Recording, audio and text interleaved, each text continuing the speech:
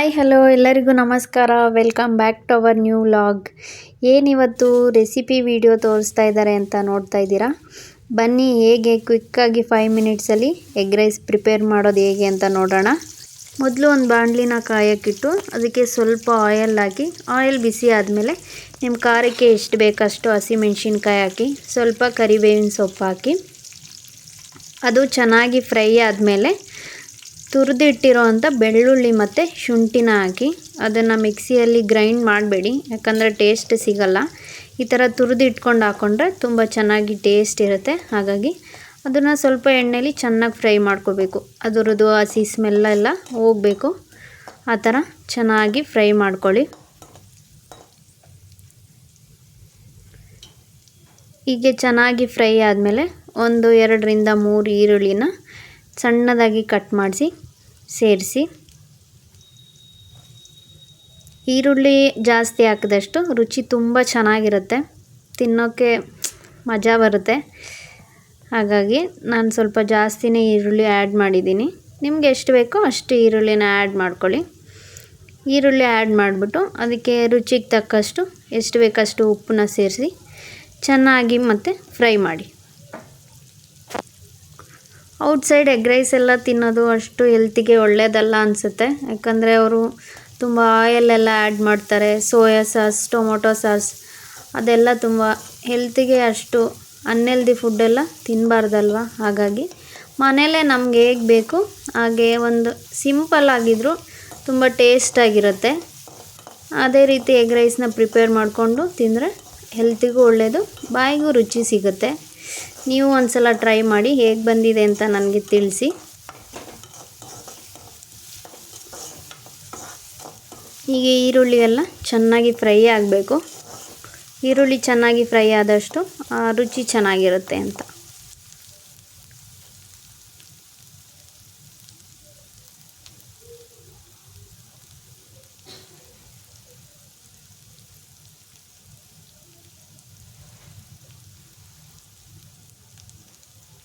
ಹೀಗೆ ಚೆನ್ನಾಗಿ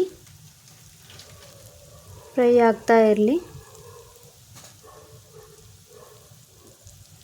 ಮಧ್ಯ ಮಧ್ಯ ಕೈ ತಿರುಗಿಸ್ಕೊತಾ ಇರಿ.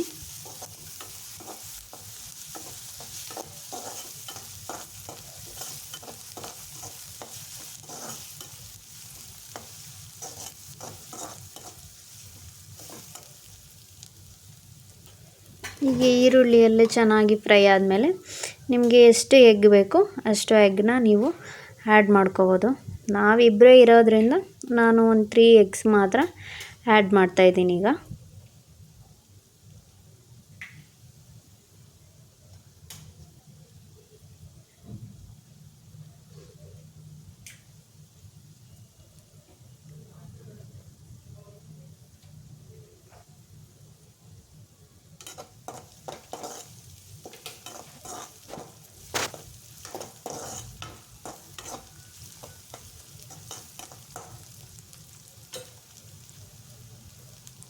ನೋಡಿದ್ರಲ್ಲ, ನಾನು ಬರೀ 3 ಎಗ್ಸ್ ಮಾತ್ರ ಆ್ಯಡ್ ಮಾಡಿದ್ದೀನಿ. ನಿಮಗೆ ಮೊಟ್ಟೆ ಜಾಸ್ತಿ ಬೇಕಂದರೆ ಅಥವಾ ಎಗ್ ರೈಸ್ ತಿನ್ನುವಾಗ ಮೊಟ್ಟೆ ಜಾಸ್ತಿ ಸಿಗಬೇಕಂದ್ರೆ ನೀವು ಜಾಸ್ತಿ ಎಗ್ನ ಆ್ಯಡ್ ಮಾಡ್ಬೋದು. ನಾನು ಜಸ್ಟ್ ಇಲ್ಲಿ 3 ಎಗ್ಸ್ ಮಾತ್ರ ಆ್ಯಡ್ ಮಾಡಿದ್ದೀನಿ. ಅದು ನೀಟಾಗಿ ಮಿಕ್ಸ್ ಮಾಡ್ಕೊಳ್ಳಿ. ಈರುಳ್ಳಿಗೆ ಎಲ್ಲದಕ್ಕೂ ಚೆನ್ನಾಗಿ ಅದು ಮಿಕ್ಸ್ ಆಗಬೇಕು, ಆಗ ಟೇಸ್ಟ್ ತುಂಬ ಚೆನ್ನಾಗಿ ಬರುತ್ತೆ.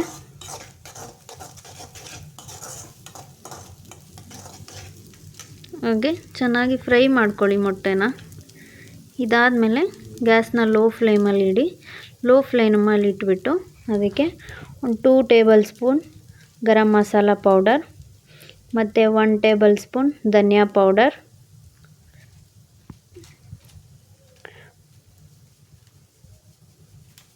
ಸ್ವಲ್ಪ ಚಿಕನ್ ಮಸಾಲ ಆ್ಯಡ್ ಮಾಡಿದ್ದೀನಿ ನಾನು. ನಿಮಗೆ ಬೇಕಂದರೆ ಆ್ಯಡ್ ಮಾಡ್ಕೊಳ್ಳಿ, ಇಲ್ಲಾಂದರೆ ನೀವು ಸ್ಕಿಪ್ ಮಾಡ್ಬೋದು. ಮತ್ತು ಖಾರಕ್ಕೆ ತಕ್ಕಷ್ಟು ಹಸಿಮೆಣ್ಸಿನ್ಕಾಯಿ ಪೌಡರ್. ನಾನಿಲ್ಲಿ Kashmiri red chilli powder use ಮಾಡ್ತಾಯಿದ್ದೀನಿ. ಮತ್ತು ಸ್ವಲ್ಪ ಟರ್ಮರಿಕ್ ಆ್ಯಡ್ ಮಾಡ್ಕೊತೀನಿ.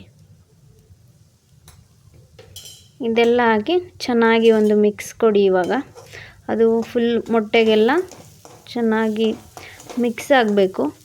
ಆ ಮಸಾಲೆ ಎಲ್ಲ ನೀಟಾಗಿ ಮಿಕ್ಸ್ ಆಗಬೇಕು. ಅದೇ ರೀತಿ ನೀಟಾಗಿ ಎಗ್ಗು ಫ್ರೈ ಮಾಡಬೇಕು. ಈಗ ಎಲ್ಲದಕ್ಕೂ ಅಪ್ಲೈ ಆಗೋ ಥರ ನೀಟಾಗಿ ಫ್ರೈ ಮಾಡ್ಕೊಳ್ಳಿ. ಎಲ್ಲೂ ವೈಟ್ ಕಾಣಬಾರ್ದು ಎಗ್.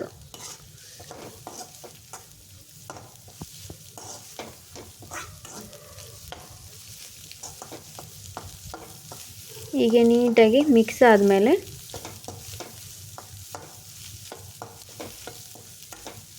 ರೈಸ್ನ ಆ್ಯಡ್ ಮಾಡ್ಕೊಳ್ಳಿ.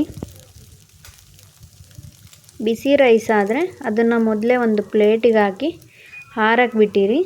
ಈ ಥರ ಅನ್ನ ಉದ್ರುದ್ರಾಗಿದ್ದರೆ ಎಗ್ ರೈಸು ತಿನ್ನೋಕ್ಕೆ ತುಂಬ ಚೆನ್ನಾಗಿರುತ್ತೆ. ಸ್ವಲ್ಪ ಮುದ್ದೆ ಥರ ಇದ್ದರೆ ಅದು ಎಗ್ ರೈಸ್ ಸರಿ ಬರಲ್ಲ. ಈ ಥರ ನೀಟಾಗಿ ಉದ್ರಾದ ಇದ್ದಾಗ ಮಾತ್ರ ತುಂಬ ಟೇಸ್ಟಿಯಾಗಿರುತ್ತೆ ಎಗ್ ರೈಸು. ನೀವು ನೋಡ್ತಿದ್ದೀರಲ್ಲ, ನಾವು ಯಾವುದೇ ರೀತಿ ಸಾಸ್ ಆಗಲಿ ಇನ್ನೊಂದಾಗಲಿ ವಿನೆಗರ್ ಆಗಲಿ ಯಾವುದೂ ಯೂಸ್ ಮಾಡಿಲ್ಲ. ಬಟ್ ಟೇಸ್ಟ್ ಮಾತ್ರ ಅಷ್ಟೇ ಚೆನ್ನಾಗಿರುತ್ತೆ. ನೀವು ಒಂದು ಸಲ ಮನೆಯಲ್ಲಿ ಟ್ರೈ ಮಾಡಿ ಹೇಗೆ ಬಂದಿದೆ ಅಂತ ನನಗೆ ಕಮೆಂಟ್ ಮಾಡಿ. ಎಲ್ಲಾದರೂ ಔಟ್ಸೈಡ್ ಹೋಗಿ ಬಂದಾಗ ಅಥವಾ ಆಫೀಸಿಂದ ಬಂದಾಗ ಕ್ವಿಕ್ಕಾಗಿ ಏನಾದರೂ ಮಾಡಬೇಕಂದ್ರೆ ಫಸ್ಟ್ ನೆನಪಾಗೋದೇ ಎಗ್ ರೈಸ್ ಅಲ್ವಾ. 5 ಮಿನಿಟ್ಸಲ್ಲಿ ರೆಡಿ ಮಾಡಿಬಿಡ್ಬೋದು. ನೋಡ್ತಿದ್ದೀರಲ್ಲ, ಈ ಥರ ಒಂದೊಳ್ಳೆ ಚೆನ್ನಾಗಿ ಮಿಕ್ಸ್ ಕೊಡಿ. ಚೆನ್ನಾಗಿ ಮಿಕ್ಸ್ ಕೊಟ್ಟಾದಮೇಲೆ ಸ್ವಲ್ಪ ಟೇಸ್ಟ್ ಮಾಡಿ ನೋಡಿ, ನಿಮಗೆ ಗೊತ್ತಾಗುತ್ತೆ ಏನು ಕಮ್ಮಿ ಆಗಿದೆ ಅಂತ. ಈ ಟೈಮಲ್ಲಿ ನಿಮಗೆ ಏನೇನು ಬೇಕು, ಅಥವಾ ರುಚಿ ಕಮ್ಮಿ ಆಗಿದೆಯಾ ಅಥವಾ ಖಾರ ಕಮ್ಮಿ ಆಗಿದೆಯಾ ನೀವು ಆ್ಯಡ್ ಮಾಡ್ಕೋಬೋದು.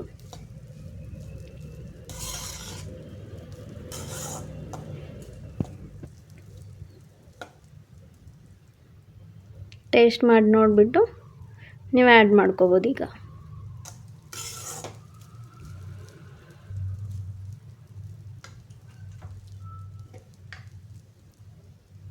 ನನಗೆ ಸ್ವಲ್ಪ ರುಚಿ ಕಮ್ಮಿ ಅನ್ನಿಸ್ತು, ಸೊ ಹಾಗಾಗಿ ನಾನಿಲ್ಲಿ ಸಾಲ್ಟ್ನ ಆ್ಯಡ್ ಮಾಡ್ತಾಯಿದ್ದೀನಿ. ಈಗ ಆ್ಯಡ್ ಮಾಡಿ ನೀಟಾಗಿ ಇನ್ನೊಂದು ಮಿಕ್ಸ್ ಕೊಡಿ.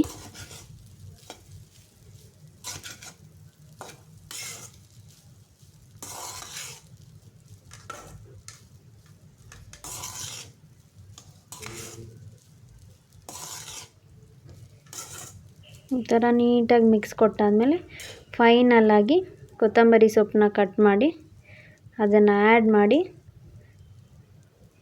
ನೆಕ್ಸ್ಟ್ ಒಂದು ಮಿಕ್ಸ್ ಕೊಟ್ಟರೆ ಎಗ್ ರೈಸ್ ರೆಡಿ. ಇದನ್ನು ಬಿಸಿಯಲ್ಲೇ ತಿನ್ನಬೇಕು, ಆಗ ಮಾತ್ರ ತುಂಬ ಟೇಸ್ಟ್ ಇರುತ್ತೆ. ಆರೋದ್ಮೇಲೆ ತಿನ್ನೋಕೆ ಹೋಗಬೇಡಿ, ಅಷ್ಟು ಟೇಸ್ಟ್ ಸಿಗಲ್ಲ. ಬಿಸಿಯಾಗಿ ಈರುಳ್ಳಿ ಜೊತೆ ಕಟ್ ಮಾಡಿಕೊಂಡು ತಿಂತಾಯಿದ್ರೆ ಎಷ್ಟು ಚೆನ್ನಾಗಿರುತ್ತೆ ಅಲ್ಲ. ನೀವು ಒಂದ್ಸಲ ಮನೇಲಿ ಟ್ರೈ ಮಾಡಿ ತಿಳಿಸಿ ಹೇಗೆ ಬಂದಿದೆ ಅಂತ ನನಗೆ. ಮತ್ತೆ ಸಿಗೋಣ ಮುಂದಿನ ವಿಡಿಯೋದಲ್ಲಿ. Thanks for watching.